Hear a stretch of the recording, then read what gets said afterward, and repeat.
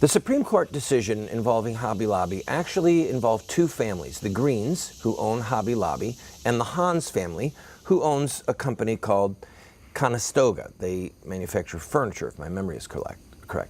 The Hans are Mennonites, and the Greens are evangelical Christians. Both of them said that certain contraceptives, oral pills for women and others, which I will discuss in a minute, that they cause the death of an embryo once that human life has already been started. Here's what the court ruled. The Hans and the Greens believe that providing the coverage demanded by the HHS regulation is connected to the destruction of an embryo in a way that is sufficient to make it immoral for them to provide the coverage. Now, if they had said, we believe that Martians will be injured, and we love innocent alien life, we love innocent extraterrestrial life, we're big fans of ET, and we refuse to participate in this because innocent aliens might be harmed, innocent Martians might die, what would the court have said? The court would have said, this is a specious argument. This is inherent folly. There are no Martians. There is no evidence that has been brought before the court that would even remotely suggest that Hobby Lobby paying for contraceptives would cause aliens to die. Okay? Now I'm making a point, and this might be, for some of you, the most important point, if it reaches down into your soul, that you have gotten out of a television show in many years. Listen to me. What Hobby Lobby, what the Green family and the Hans family were saying was, we will not pay for chemical contraception. Now, I want you to just stop for a minute. What are they talking about? They're talking about Plan B. They're talking about the pill. They're talking about the patch. They're talking about contraception that primarily works by suppressing a woman's ovulation. Now, those of you who are either in a marriage and you, ma'am, perhaps are still ovulating, or your wife is ovulating, sir, or you have children, okay, daughters, hear me.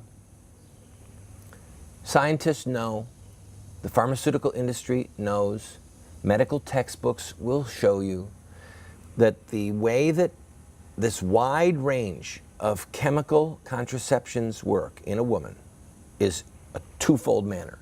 Number one, they keep a woman from ovulating usually, okay? So she doesn't ovulate.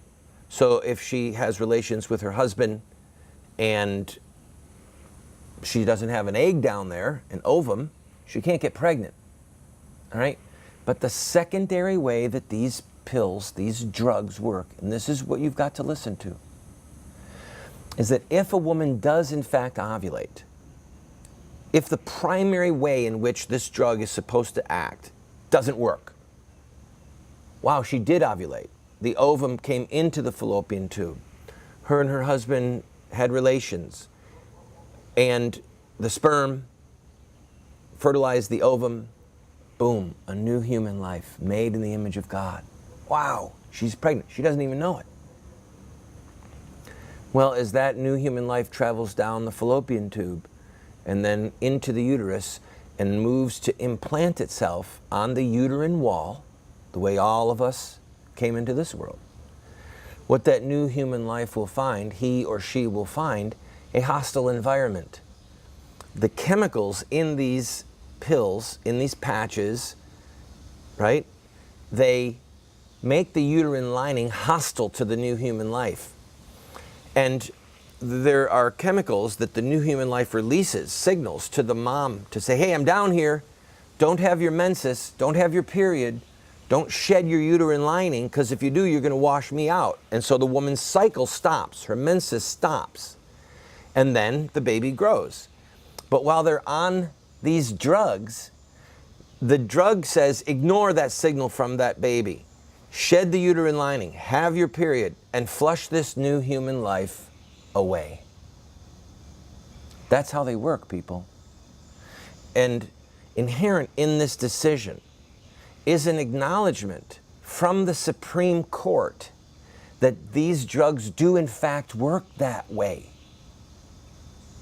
Now, the reason I said to you that this might be one of the most important bits of television that you've seen in years is because there are diehard devout Christians, evangelicals, Catholics, people involved in the pro-life movement, people involved in the leadership of some of the largest pro-life organizations in America, whose wives, the women, ladies, are on the pill.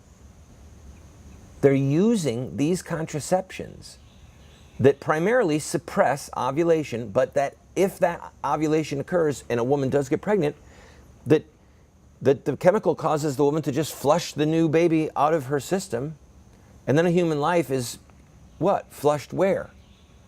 In a garbage dump? In a toilet? I mean, it's unthinkable. It's so horrifying. You've got to come to grips with this. If you didn't know, if your conscience was clear, you thought, well, I didn't know that I was taking a drug that could cause me to lose a human life. If that's your argument, fine, but now you know. Do the research yourself. Don't take my word for it. I mean, why do you think that the Supreme Court granted them this exemption? Because the medical facts are there.